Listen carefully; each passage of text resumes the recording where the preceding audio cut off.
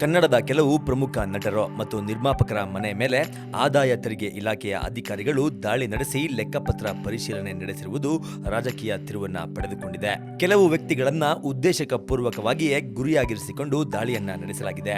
ದೊಡ್ಡ budget cinema ಮಾಡುತ್ತಿರುವ ನಿರ್ಮಾಪಕರು ಮತ್ತು ನಟರ ಮನೆಗಳಲ್ಲಿ ಆದಾಯ ತೆರಿಗೆ ಇಲಾಖೆಯ ಅಧಿಕಾರಿಗಳು ಪರಿಶೀಲನೆಯನ್ನ ನಡೆಸಿದ್ದಾರೆ. ಈ ದಾಳಿಯ ಹಿಂದೆ ಬಿಜೆಪಿ ಸರ್ಕಾರದ ಕೈವಾಡ ಇದೆ ಎಂಬ ಆರೋಪವೂ ಕೇಳಿಬಂದಿದೆ.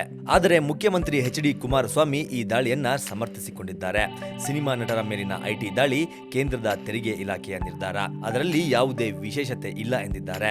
ನಟರಾದ ಶಿವರಾಜ್ ಕುಮಾರ್, ಪುನೀತ್ ರಾಜ್ಕುಮಾರ್, ಸುದೀಪ್ ಮತ್ತು ಯಶ್ ಹಾಗೂ ರಾಕ್ಲೈನ್ ವೆಂಕಟೇಶ್ ಸೇರಿದಂತೆ ವಿವಿಧ ನಿರ್ಮಾಪಕರುಗಳ ಮನೆಯ ಮೇಲೆ ಆದಾಯ ತೆರಿಗೆ ಇಲಾಖೆ ದಾಳಿ ನಡೆಸಲಾಗಿದೆ.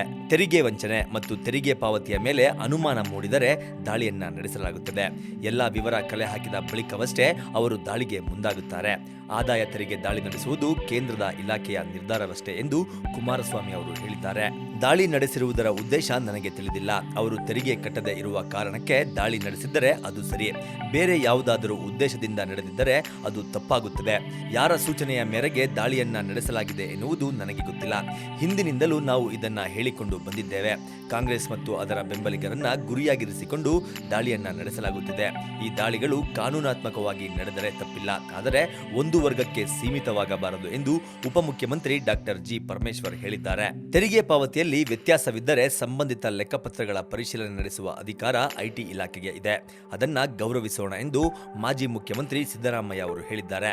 ಆದರೆ ಮೋದಿ ಸರ್ಕಾರದಲ್ಲಿ ಐಟಿ ಇಲಾಖೆಯ ಕಾರ್ಯಶೈಲಿಯನ್ನ ಗಮನಿಸಿದರೆ ಅದು ನಡೆಸುತ್ತಿರುವ ದಾಳಿಯ ಹಿಂದೆ ದುರುದ್ದೇಶ ಇರಬಹುದೆಂಬ ಅನುಮಾನ ಮೂಡುತ್ತಿದೆ ಎಂದು ಅವರು ಟ್ವೀಟ್ ಮಾಡಿದ್ದಾರೆ. ಆದಾಯ ತೆರಿಗೆಯವರು ತಮ್ಮ ಕೆಲಸವನ್ನ ಮಾಡುತ್ತಾರೆ, ಇದರಿಂದ ಯಾರಿಗೂ ತೊಂದರೆಯಾಗುವುದಿಲ್ಲ ಎಂದು ಸಚಿವೆ ಜಯಮಾಲಾ ಪ್ರತಿಕ್ರಿಯೆಯನ್ನ ನೀಡಿದ್ದಾರೆ. ನಮ್ಮ ಕಲಾವಿದರು ಪ್ರಾಮಾಣಿಕರಿದ್ದಾರೆ. ಕಲಾವಿದರ ಬಳಿ 2 ಒಡವೆ, ಬೆಳ್ಳಿ ತಟ್ಟೆ, ಚೊಂಬು ಇರಬಹುದು. ನಿಯಮದ ಪ್ರಕಾರ ಎಲ್ಲರೂ ತೆರಿಗೆ ಕಟ್ಟಲೇಬೇಕು. ಎಲ್ಲ ಕಲಾವಿದರು ಕಟ್ಟಿರುತ್ತಾರೆ ಎಂದು ಜಯಮಾಲಾ ಅವರು ಹೇಳಿದ್ದಾರೆ.